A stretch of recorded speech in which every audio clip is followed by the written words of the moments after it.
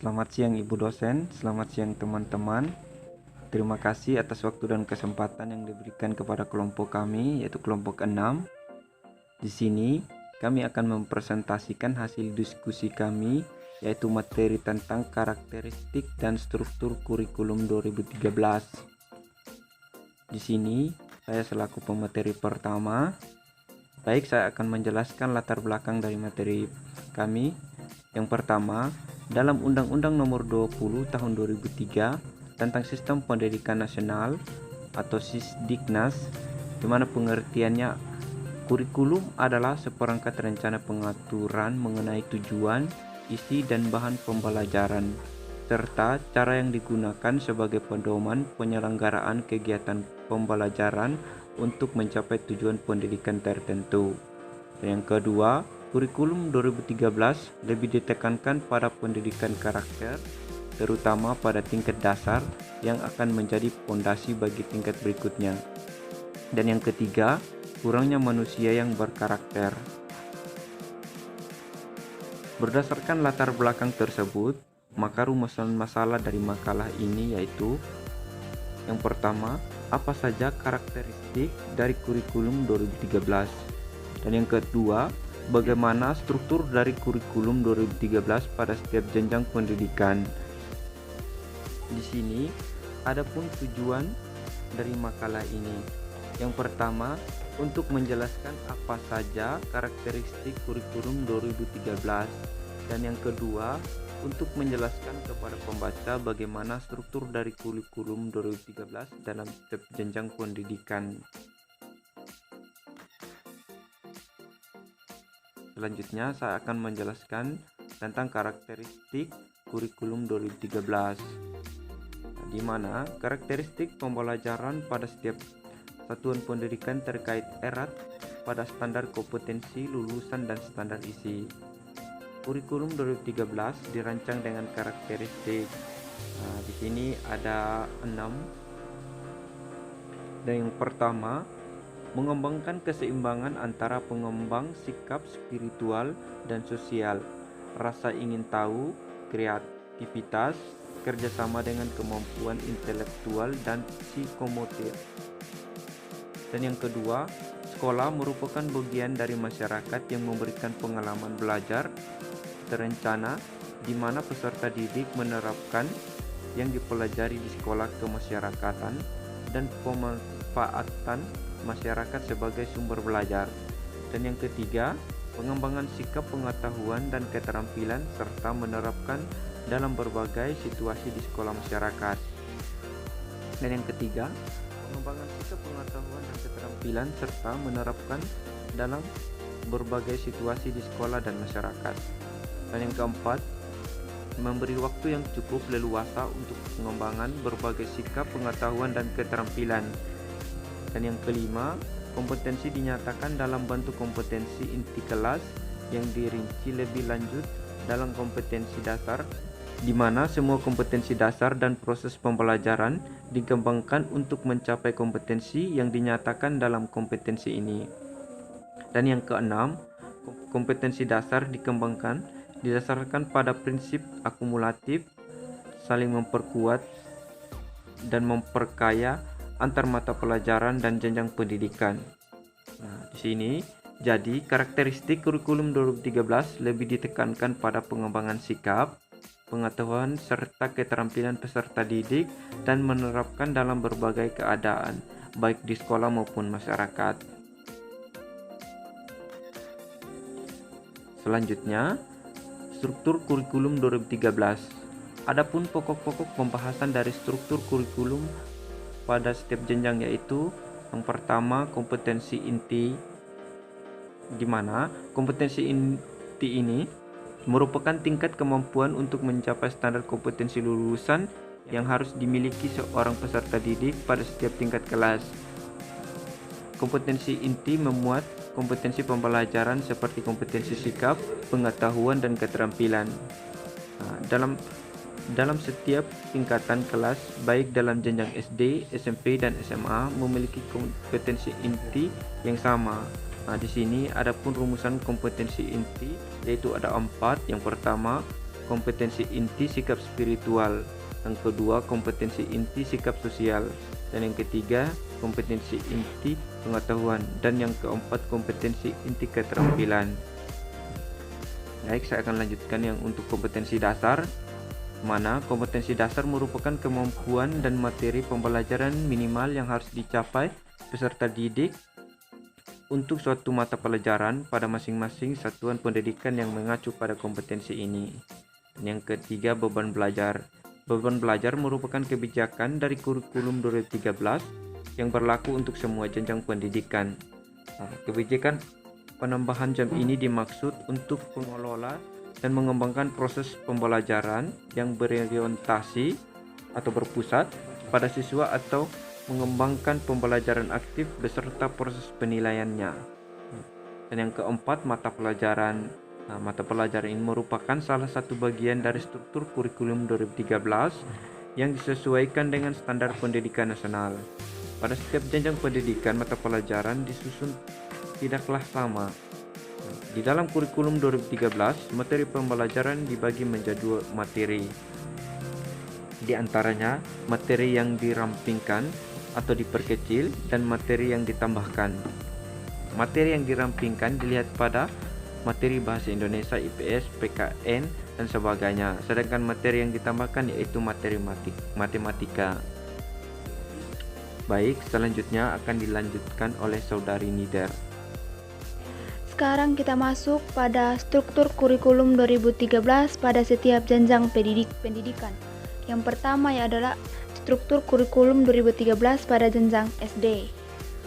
Pada jenjang SD, struktur kurikulumnya sama juga dengan pada setiap jenjang pendidikan yang ada, yaitu terdiri dari kompetensi inti, mata pelajaran, beban belajar, dan kompetensi dasar. Untuk kompetensi inti, pada jenjang pendidikan sekolah dasar, yaitu yang pertama menerima dan menjalankan ajaran agama yang dianutnya. Yang berikut menunjukkan perilaku jujur, disiplin, tanggung jawab, santun, peduli, dan percaya diri dalam berinteraksi dengan keluarga, teman, dan guru. Yang ketiga, memahami pengetahuan faktual dengan cara mengamati, yaitu dalam hal ini mendengar, melihat, membaca, dan menanya berdasar rasa ingin tahu tentang dirinya, makhluk ciptaan Tuhan, dan kegiatan dan benda-benda yang dijumpai di rumah dan di sekolah. Artinya di sini yang menjadi acuan atau menjadi kompetensi inti dalam pengembangan kurikulum yang ada, yaitu bagaimana adanya keseimbangan antara sikap spiritual beserta dengan sosial yang dikembangkan dengan pengetahuan dan keterampilan yang dimiliki. Yang berikut mata pelajaran yang ada pada ini sekolah dasar, yaitu dibagi dalam 2 kelompok, yaitu kelompok A dan juga kelompok B. Di dalam kelompok A ada mata pelajaran pendidikan agama dan budi pekerti, pendidikan Pancasila dan kewarganegaraan, bahasa Indonesia, dan matematika, ilmu pengetahuan alam, ilmu pengetahuan sosial. Pada kelompok A, mata pelajaran ini sudah disusun dari pusat atau yang membuatnya adalah Menteri Kurikulum, dan untuk kelompok B terdiri atas yang kontennya dikembangkan oleh pusat dan dilengkapi dengan konten lokal yang dikembangkan oleh pemerintah daerah. Seperti contoh adalah mata pelajaran seni budaya dan prakarya. Kita tahu bersama bahwa seni budaya terkadang dalam materinya terdapat materi seperti ini bagaimana ini adat istiadat yang ada di daerah masing-masing. Seperti kalau misalnya saya dulu pada saat saya SD ada mata pelajaran seni budaya yang membahas terkait dengan ini adat istiadat orang Sumba Timur. Yang berikut beban belajar. Beban belajar kita tahu bersama merupakan keseluruhan kegiatan yang harus diikuti peserta didik dalam 1 minggu, 1 semester, bahkan 1 tahun pembelajaran. Untuk setiap kelas dalam sekolah dasar itu, beban belajarnya berbeda-beda sesuai dengan tingkatan yang ada. Untuk beban belajar kelas 1 dalam kurikulum 2013, dalam 1 minggu itu ada 30 jam pembelajaran.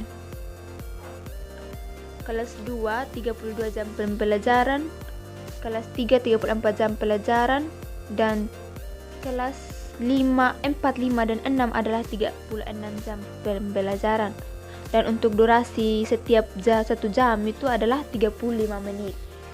Artinya 1 jamnya itu sama dengan 35 menit, bukan 60 menit. Yang berikut untuk beban belajar di kelas 1 sampai dengan 6 dalam 1 semester paling sedikit 18 minggu dan paling banyak 20 minggu. Untuk kompetensi dasar yaitu adalah runsingnya dari kompetensi inti. Jadi, kompetensi inti itu yang paling awal atau yang menjadi acuan pertamanya yang dikembangkan melalui kompetensi dasar. Jadi, kompetensi inti dan kompetensi dasar itu saling berkaitan, di mana misalnya kompetensi intinya menunjukkan perilaku jujur, disiplin, tanggung jawab, santun, peduli, percaya diri dalam interaksi itu antara keluarga dan teman. Berarti kompetensi dasarnya apa yang dia buat adalah apa yang diharapkan adalah dapat tercapai dengan cara dia menunjukkan sikap cermat, teliti, jujur, tertib, dan mengikuti aturan, peduli, disiplin waktu, serta tidak mudah menyerah dalam mengerjakan tugas. Artinya bahwa di sini yang diharapkan dari kompetensi inti adanya perilaku yang jujur, disiplin, tanggung jawab itu ditunjukkan oleh peserta didik dengan dia dalam kesehariannya menunjukkannya kepada sekitarnya. Itu kompetensi dasar itu yaitu menunjukkan sikap cermat dan teliti, jujur, tertib, mengikuti aturan. Sekarang adalah struktur kurikulum dari 13 pada jenjang SMP. Pada jenjang SMP juga untuk struktur kurikulumnya sama dengan jenjang-jenjang yang ada, yaitu pada jenjang SD, SMP, dan SMA. Yang pertama, dalam jenjang SMP juga ada kompetensi inti. Perlu diketahui bersama bahwa kompetensi inti dalam setiap jenjang pendidikan itu sama. Artinya yang diharapkan adalah bagaimana pengembangan sikap spiritual beserta dengan pengetahuan yang disertai dengan kemampuan intelektual dan psikomotoriknya atau dengan kerja nyatanya itu dapat tercapai dengan kompetensi inti. Artinya kompetensi inti ini adalah sesuatu yang dimiliki oleh siswa atau sesuatu yang diharapkan agar bisa tercapainya. Dalam kurikulum 2013 untuk kompetensi intinya pada jenjang SMP sama juga dengan pada jenjang SD. Yaitu menghargai dan menghayati ajaran agama, bagaimana bisa menghargai, bisa berperilaku jujur, adil, disiplin, cermat, yaitu itu berkaitan dengan sikap sosial. Terus bagaimana memahami dan menerapkan pengetahuan, artinya pengetahuan yang dimiliki itu bagaimana mereka bisa memahami dan bisa menerapkannya dalam kehidupan sehari-hari. Yang berikut adalah bagaimana mencoba mengolah dan menyajikan, merangkai, modifikasi, dan membuat sesuai dengan apa yang dipelajari. Artinya bagaimana mengelola informasi yang sudah didapat. Jadi perlu diketahui bersama juga bahwa kurikulum 2013 ini lebih ditekankan pada bagaimana membentuk peserta didik atau generasi penerus bangsa yang berkarakter dan bukan saja hanya berpendidikan tinggi atau berpengetahuan tetapi juga berkarakter. Yang berikut untuk mata pelajaran pada jenjang SMP dibagi juga dalam 2 kelompok, yaitu kelompok A yaitu kelompok umum dan kelompok B itu ya kelompok khusus. Sama seperti pada jenjang SD juga, kelompok umum itu yang ditentukan atau yang ditentukan oleh pusat, di mana dikembangkan oleh pusat, sedangkan yang dari B dikembangkan oleh pusat dan dilengkapi dengan muatan konten atau konten lokal. Untuk setiap mata pelajaran, prakarya dan mata pelajaran informatika ini adalah mata pelajaran yang ada pada mata pelajaran kelompok B atau yang menjadi mata pelajaran khusus. Satuan pendidikan menyelenggarakan salah satu kedua mata pelajaran tersebut. Peserta didik dapat memilih salah satu mata pelajaran, yaitu mata pelajaran prakarya atau mata pelajaran informatika yang disediakan oleh satuan pendidikan. Untuk beban belajar merupakan keseluruhan bagian kegiatan yang harus dimiliki oleh peserta didik. Untuk beban belajar pada SMP dan SMP, beban belajar 1 minggunya itu minimal 38 jam pelajaran. Jadi, di sini adalah untuk struktur kurikulum 2013 pada jenjang SMP, kompetensi inti atau yang diharapkan adalah bagaimana ini peserta didik dapat menghayati, dapat mengembangkan, dan juga menyeimbangkan antara sikap spiritual dan juga sikap sosial disertai dengan pengetahuan atau intelektualnya beserta dengan sikap kerja nyata atau psikomotoriknya. Kompetensi dasarnya dirumuskan untuk mencapai kompetensi inti. Artinya kompetensi dasar yang diharapkan pada jenjang SMP adalah kompetensi sikap spiritual dalam rangka menjabarkan kompetensi inti. Oke, hanya ini yang dapat saya bagikan. Selanjutnya saya berikan kesempatan kepada teman saya Beatrix Tutosura untuk melanjutkannya. Terima kasih. Saya akan melanjutkan submateri yang berikut, yaitu struktur kurikulum 2013 pada jenjang sekolah menengah atas atau Madrasah Aliyah. Di dalam struktur kurikulum 2013 pada jenjang sekolah menengah atas atau Madrasah Aliyah terdapat kompetensi inti, mata pelajaran, beban belajar, dan kompetensi dasar. Nah, kita akan bahas satu persatu. Yang pertama, kompetensi inti. Kompetensi inti merupakan tingkat kemampuan untuk mencapai standar kompetensi lulusan yang harus dimiliki seorang peserta didik pada setiap tingkat kelas atau program yang menjadi landasan pengembangan kompetensi dasar. Nah, kompetensi inti ini dimaksud adalah yang pertama, sikap spiritual, yang kedua, sikap sosial, yang ketiga, pengetahuan dan keterampilan. Jadi sikap spiritual itu seperti pertama, menghayati dan mengamalkan ajaran agama yang dianut. Itu yang dinamakan sikap spiritual. Yang kedua, sikap sosial. Sikap sosial itu seperti menghayati dan mengamalkan perilaku jujur, disiplin, tanggung jawab, peduli, atau gotong royong, kerjasama, toleransi, dan damai. Yang ketiga itu pengetahuan. Tentunya itu memahami. Terus kita menerapkan, menganalisis, dan mengevaluasi. Yang keempat tentang keterampilan. Keterampilan itu kita mengolah, terus kita menalar, menyaji, dan menciptakan. Itu terdapat di kompetensi inti yang berfungsi untuk mencapai standar kompetensi lulusan. Oke, lanjut ke mata pelajaran. Jadi, tiap mata pelajaran mendukung semua kompetensi seperti sikap, keterampilan, dan pengetahuan dengan penekanan yang berbeda.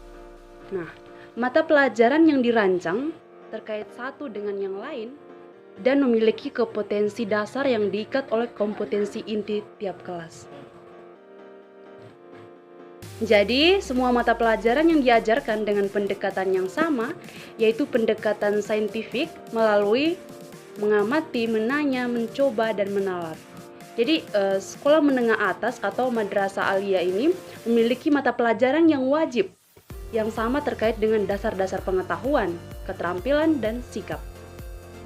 Di satuan pendidikan menengah ini berisi mata pelajaran umum, yaitu mata pelajaran nasional untuk satuan pendidikan dan muatan lokal untuk satuan pendidikan sesuai dengan potensi dan keunikan lokal. Itu mata pelajaran peminatan akademik, mata pelajaran peminatan atau pendalaman minat. Lanjut ke kompetensi dasar. Kompetensi dasar merupakan tingkat kemampuan dalam konteks muatan pembelajaran, pengalaman belajar, atau mata pelajaran yang mengacu pada kompetensi inti. Nah, kompetensi dasar ini dikembangkan dalam konteks muatan pembelajaran, pengalaman belajar, atau mata pelajar atau mata kuliah sesuai dengan kompetensi. Oke, kita lanjut ke perbandingan kurikulum 2013 dan KTSP 2006. Perbedaan yang kita lihat pertama, struktur kurikulum. Nah, itu di kurikulum 2013 itu kompetensi intinya itu seperti jumlah mata pelajaran lebih sedikit. Kompetensi lulusan menekankan pada beberapa aspek, diantaranya itu sikap, pengetahuan, dan keterampilan. Jadi mata pelajaran itu seperti TIK sebagai mata pelajaran dan juga sebagai media pembelajaran. Nah, itu yang ada di kurikulum 2013. Sekarang yang ada di KTSP 2016. Yang pertama, standar kompetensi. Yang kedua, jumlah mata pelajarannya lebih banyak. Yang ketiga, hanya menekankan pada aspek kognitif atau pengetahuan saja. Yang keempat, TIK sebagai mata pelajaran saja. Perbedaan yang kedua yaitu tentang pelaksanaan pembelajaran. Yang ada di kurikulum 2013 itu jumlah beban belajar atau waktunya itu lebih banyak. Jadi proses pembelajaran setiap tema di jenjang SD dan semua mata pelajaran di jenjang SMP atau SMA dilakukan dengan pendekatan ilmiah atau biasa disebut dengan scientific, yaitu standar proses dalam pembelajaran yang terdiri dari mengamati, menanya, mengolah, menyajikan, dan menyimpulkan dan menciptakan. Itu yang berada di kurikulum 2013. Sekarang kita ke KTSP 2006. Itu jumlah beban belajar atau waktunya lebih sedikit. Standar proses dalam pembelajaran ini terdiri dari eksplorasi, elaborasi, dan konfirmasi. Yang ketiga itu perbedaan yang ketiga tentang penilaian. Sama penilaian tentang kurikulum 2013. Jadi standar penilaian menggunakan penilaian otentik, yaitu mengukur semua kompetensi, sikap, pengetahuan, dan keterampilan berdasarkan proses dan hasil. Itu yang ada di penilaian yang ada di kurikulum 2013. Sekarang penilaian yang ada di KTSP 2006, yaitu penilaiannya lebih dominan pada aspek pengetahuan. Jadi, berdasarkan hasil yang sudah kami bahas dari awal tadi hingga pada saat ini, jadi kami menarik kesimpulannya untuk karakteristik dan beserta dengan struktur kurikulum 2013 adalah di mana kurikulum 2013 itu dirancang untuk mengembangkan kompetensi peserta didik. Yang berikut adalah membentuk generasi penerus bangsa yang berkarakter. Bukan saja generasi bangsa yang memiliki pengetahuan atau intelektualnya yang tinggi, tetapi juga membentuk peserta didik atau generasi penerus bangsa yang memiliki karakter. Atau yang berikutnya, diharapkan juga peserta didik itu dapat memenuhi setiap kompetensi inti yang diruncingkan pada kompetensi dasar yang dikembangkan dari kompetensi dasar melalui pembelajaran atau mata pelajaran beserta beban belajar yang sudah ditambahkan, dan juga perbedaan-perbedaan yang ada antara perbandingan antara kurikulum 2013 dan KTSP agar dapat tercapai. Demikian presentasi yang dapat kami sampaikan. Untuk berbagai kekurangan yang kami sampaikan, kami mohon maaf apabila ada komentar dan berupa pertanyaan. Harap teman-teman menyampaikannya lewat chat WA, chat grup WA, sehingga kami dapat merekapnya dan menjawabnya pada pertemuan Google Meet. Sekian dari kami, terima kasih, salam.